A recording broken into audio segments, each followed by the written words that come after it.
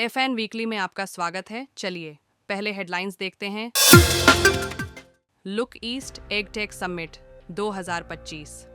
पूर्वी भारत को वैश्विक एक्वाकल्चर हब बनाने पर हुआ मंथन, fishery.news ने लिया। सहभाग प्रधानमंत्री मोदी ने मत्स्य क्षेत्र की प्रगति की समीक्षा की। आधुनिक तकनीक और निवेश से फिश टेक को बढ़ावा देने पर जोर। त्रिपुरा में 3 वर्षों में 5,000 मीट्रिक टन बढ़ा। मछली उत्पादन मंत्री ने बताया 1,50,000 मीट्रिक टन की क्षमता। पूर्वोत्तर में मछली उत्पादन बढ़ाने को 4 इंटीग्रेटेड एक्वा पार्क को मंजूरी।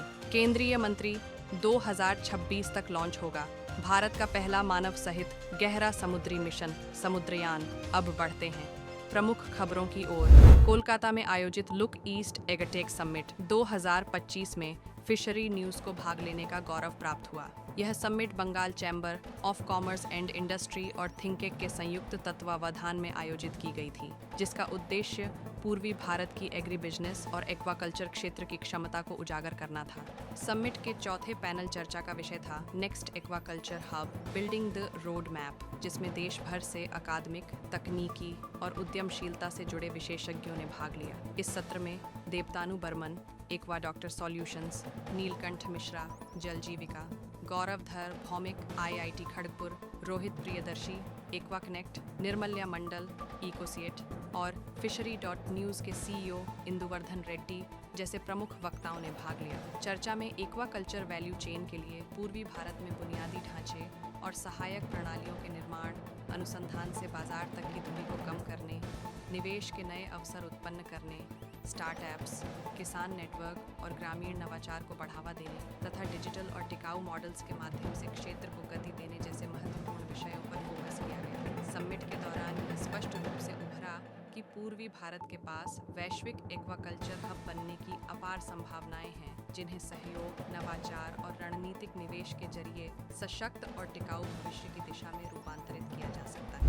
पहले प्रधानमंत्री नरेंद्र मोदी ने 15 मई 2025 को लोक कल्याण मार्ग स्थित अपने आवास पर एक उच्च स्तरीय बैठक में भारत के मत्स्य पालन क्षेत्र की प्रगति की समीक्षा की। इस दौरान विशेष आर्थिक क्षेत्र EEZ और उच्च समुद्री क्षेत्रों में मछली पकड़ने की गतिविधियों पर विशेष ध्यान दिया गया। प्रधानमंत्री ने आधुनिक तकनीक, टिकाऊ प्रथाओं और निजी निवेश को बढ़ावा देने की आवश्यकता पर बल दिया। उन्होंने बताया कि 2015 से अब तक सरकार ने इस क्षेत्र में 43,572 करोड़ का निवेश किया है, जिससे 2024 से 25 में रिकॉर्ड 195 लाख टन मछली उत्पादन हुआ। बैठक में उन्होंने सैटेलाइट तकनीक के जरिए मत्स्य संसाधन प्रबंधन और मछुआरों की सुरक्षा में सुधार की बात कही। वहीं ड्रोन के उपयोग से मछली परिवहन और विपणन प्रणाली को सशक्त बनाने का सुझाव दिया। प्रधानमंत्री ने स्मार्ट हार्बर, आधुनिक मछली बाजार, प्रोसेसिंग और पैकेजिंग ढांचे के विकास की आवश्यकता जताई।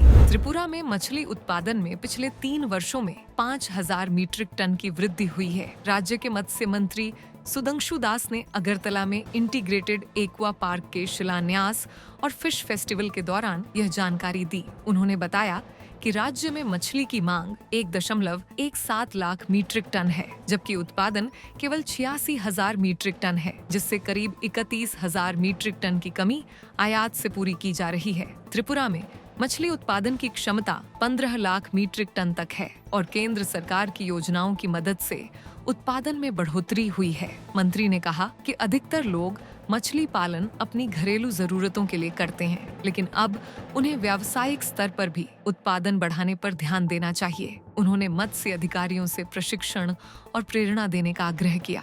प्रधानमंत्री मत्स्य संपदा योजना को सफल बताते हुए इसे आगे बढ़ाने की मांग की गई। इसके अलावा राज्य में अप्रयुक्त जल निकायों का भी मछली पालन के लिए उपयोग किया जा रहा है और अनुसूचित जाति समुदाय के गांवों को भी इस क्षेत्र में शामिल किया गया है। अगरतला के गोल बाजार को 33 करोड़ की लागत से आधुनिक मछली बाजार में बदला जाएगा, जबकि राजनगर और उनाकोटी में भी 10 करोड़ खर्च किए जाएंगे। कोची 16 मई ICAR, CMFRI और marine biological association of India के सहयोग से 4 से 6 नवंबर को चौथा अंतर्राष्ट्रीय समुद्री पारिस्थितिकी विज्ञान सम्मेलन MICOS 4 आयोजित किया जाएगा। सम्मेलन में जलवायु परिवर्तन, बढ़ते समुद्र तापमान और समुद्री पारिस्थितिकी तंत्र पर प्रभाव जैसे विषय प्रमुखता से उठाए जाएंगे। 3 दिनों तक चलने वाले इस आयोजन में विश्व भर के वैज्ञानिक, शोधकर्ता और नीति निर्माता हिस्सा लेंगे। CMFRI निदेशक ग्रिनसन जॉर्ज ने बताया कि सम्मेलन में टिकाऊ मत्स्य पालन और एक्वा कल्चर के लिए रोड मैप तैयार किया जाएगा।